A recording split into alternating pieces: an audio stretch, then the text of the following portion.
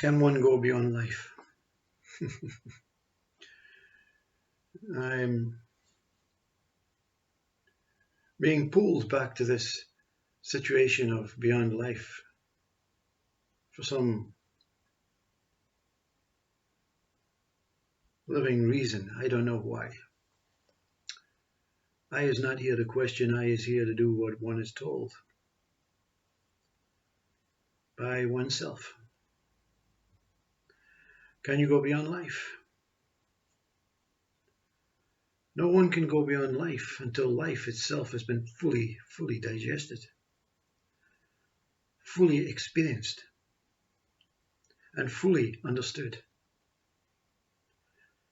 Not through an ego mind, not through a shadow of life, that television screen of life. The television screen is two-dimensional, it's not real. When you go out walk out your house, that what before you is real. It's not made up, it's not edited, it's not programmed, it's not being projected from other source. It is real. You can actually touch the trees. On the TV screen, it's an image, an idea, a concept, a way of trying to project a life that is thought by a mind that wants to portray something beautiful but knows it is temporary, it will die, and it can only do the best it can until it is taken away. That is ego. What experiences full life? That what accepts life is all that exists, and deny any mind that takes you out of the present moment into a possible God, a possible spiritual path, a possible way in the future, a possible understanding of trying to take something from the past and bring it into the present and make it real. Life is passing. It has no beginning and no end. It is very obvious. When a lion eats the wildebeest appears to end. But the wildebeest is eaten by the lion, so the flesh and that what the wildebeest was made up of ends up in the lion. The earth supplies the flower with food. The flower dies into the earth to say thank you. Here's your food back. Everything is a cycle. Life is a cycle. It has no purpose, no methods, no ways. Idea builds purposes, methods, practices, ways to see what is life, or its understanding of life. And then ego tries to portray beyond life and say, look, I can show you what is beyond life.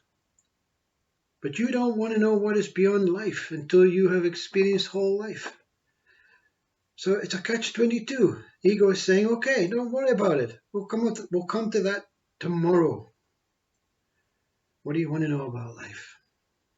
If you work hard, you get a job, you get a big house, God looks down, and when your body dies, you get a pat on the back and the day of judgment, and you go on beyond life. That's a story. That's a bullshit story. I'm not saying the contents of the story is bullshit, but the story itself. To get someone who can actually, or a mind that can actually tell you how it is, has to be a joker. Religion cannot tell you what is beyond life. Science cannot tell you what is beyond life. Religion is that what appears to think it can go beyond life. Science, religion, and any seeking thinks I can go beyond life. I cannot go beyond life because I is part of ego. This symbol is ego. How do you understand life? When all ideas about what you think life is, all fantasies, all imaginations, all experiences, all fluctuations of joy and bliss and suffering and pain, when these are all just said, you know what, they're not bothering me anymore. I don't want to go forward. I don't want to go back. I just want to remain here. But ego can replicate that and say, I don't want to die. I'm quite willing to give up forward and back as long as I remain here. See, because ego cannot remain here. Ego is not presence. Ego is taking you in a thought-based world about what could be, what may be, when it will happen, how it will happen, what should happen, what if it doesn't happen. Ego questions everything about itself because it knows it's a fake, but it can't get out of its own fake environment. So it has to self-destruct. The only way it can self-destruct is by you, whatever you are, experiencing life in its fullness, its completeness, its wholeness. Because you cannot do this with an ego mind.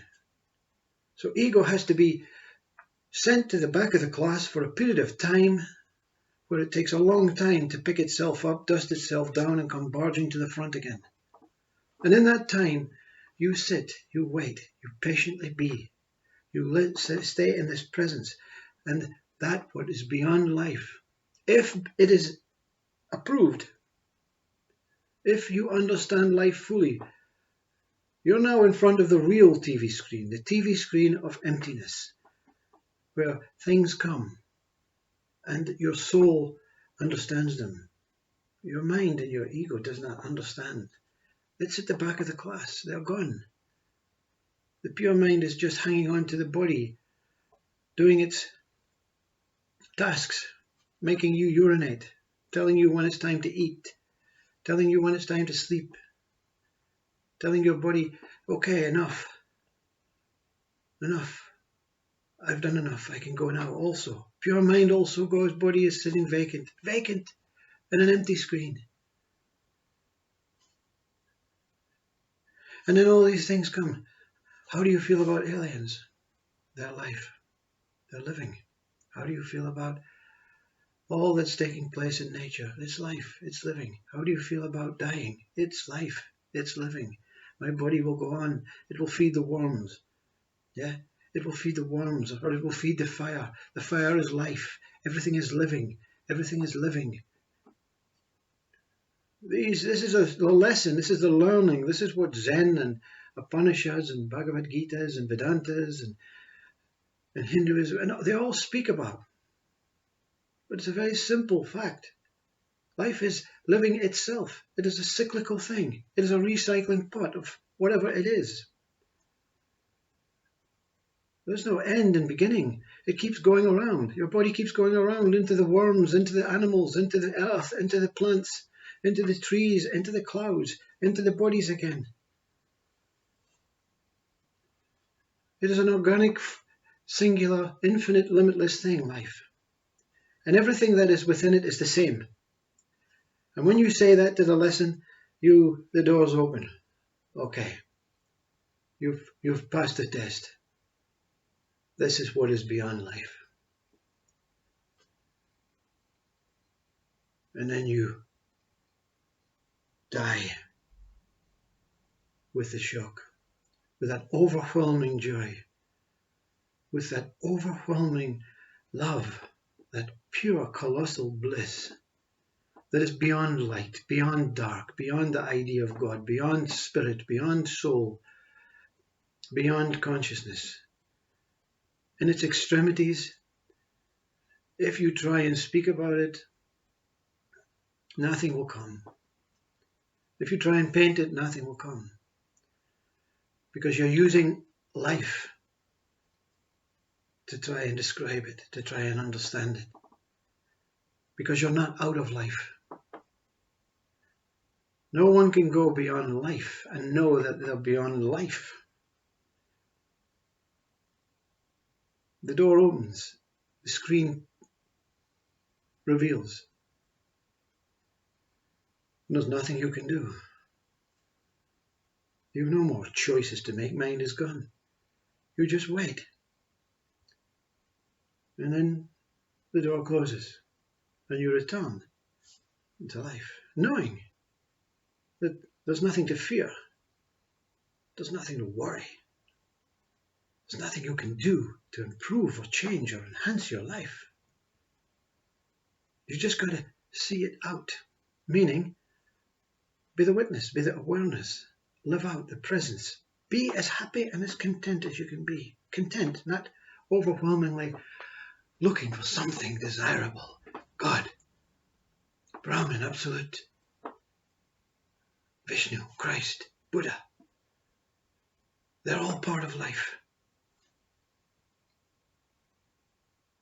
Possibly beyond life. Possibly beyond life matters not. You're so happy for them because that's the place you want to be. But there's nothing you can do to get there. There's nothing you can do. You have to rejoin this life and rejoin ego and understand that ego is still important for a lot of people. Ego of the ideas of recovering, the ideas of prevention, the ideas of cure, the ideas of understanding science and understanding geology and understanding. It's all to you. It's all just, wow, noise, beautiful noise. Because you know that every single human being around you, every single animal form, every single tree, every single ant, every single cloud, every single slug will at some point develop itself into some sort of living form that has a mind that can lead it to the door and then depart and take it through beyond life. No living thing is exempt from going beyond life. But you have to see life through. You have to know that even the alien that comes into your body is entitled to be there. And it's not doing you any harm. It's just experiencing life through this vacant body. Billions of souls pass through your body every day. And you don't even know it because your mind is always on something else. It's always on planning and organizing and wanting and desiring and coping with an idealistic, conceptual, nonsense world. But that's okay. This I had to go through it. This I departed. This I seen. But the seeing was with no I. Can you understand that? The seeing was with no I. And this I returns. Fully, completely happy with life. Not with your ego world of what is going on. That's just a subtle reminder that life has its difficulties, has its complexities, has its misdoings through misinterpretations and misunderstandings and mistakes of thinking we can improve or create or seek out questions that we can remain here for a long period of time and understand what is beyond life with a mind that is inept, that is dysfunctional, beyond life. Very helpful in this life. When your ego dies, you know what? You think all your suffering has been condensed into conditioned information, conditioned knowledge, conditioned inherited information that is of no use. It's of all the plans and organizations, the experiences that went wrong and didn't. You think all that suffering is going to go when ego goes. You know what? When ego goes, what goes? Your name goes. Because your name, your identity is ego. That identity that you depend on, that you cling on to, that you think everyone knows you by as whatever it is, John for you, Graham for me, is the only thing that exists on you, your name. And you have removed the pure name of I into the egoistic me, Graham I. And Graham is not an important factor in this whole world. Graham is just an insignificant thing, because Graham becomes the body and that minuscule ego mind. And then it maintains a life of, I have to try, I have to be better, I have to improve, I have to become that pure child that my parents once said I was, but then took away from me when I wasn't a good boy. I have to be something other than what I am to prove to the world, to justify, to fit in. I cannot be myself. Ego can never be itself. Ego wants to rid itself of itself, so that the body and the mind that you are can live freely and in content and happy with just exploring life, but not with a mind. Life exploring you. Let life explore you, not other living forms. You don't want them to cut you up and look at you with magnifying glasses and whatever. Let life, let nature explore you. Let nature love you. The trees love you walking through them. You think they're just trees, but everything is life. Everything is living. Everything sees. The ego is thought. The ego is idea. The ego is concepts. The ego is a self-destructive mechanism. The body is a coping mechanism. The being is a being mechanism, the soul. But all is life, living itself out with an option of seeing it as one whole thing, as seeing it as one complete pulse, one complete heartbeat, where everything is looking after itself, destroying itself, maintaining itself, loving itself, and living on and on within itself. And that's what self-inquiry is, to understand that you live on and on within yourself, beyond life, when this is all over. Fear not, worry not. But I can't tell you the experience of life. You still maybe break it up. You still see it as lions are dangerous, crocodiles are dangerous, aliens are alien, horrible creatures. I don't want them.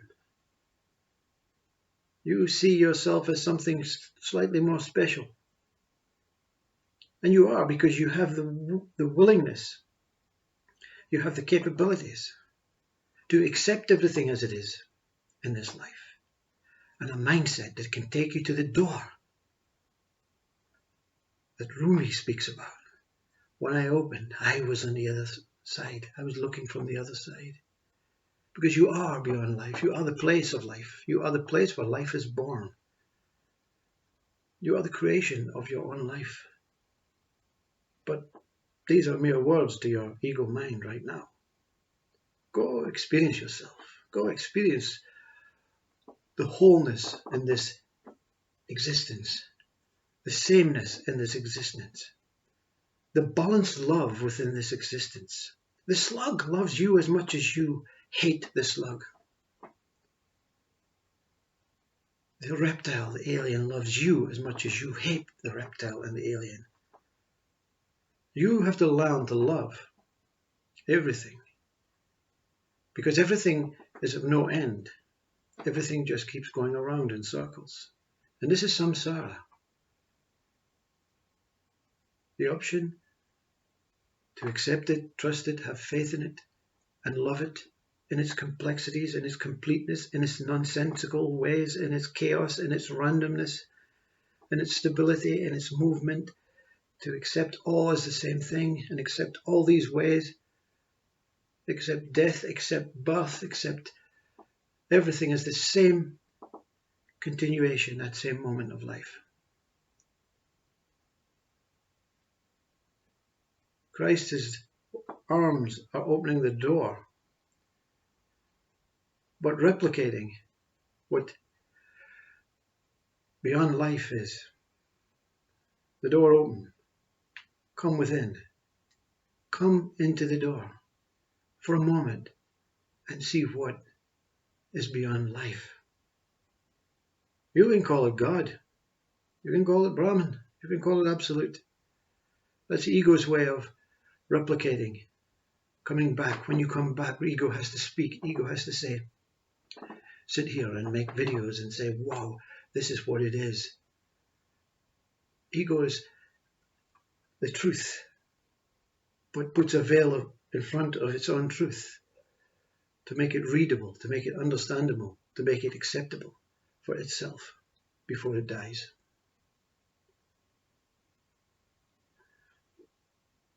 A beautiful grouse lands in the window. Do I kill it? Do I love it? Or do I just accept its life? Namaste.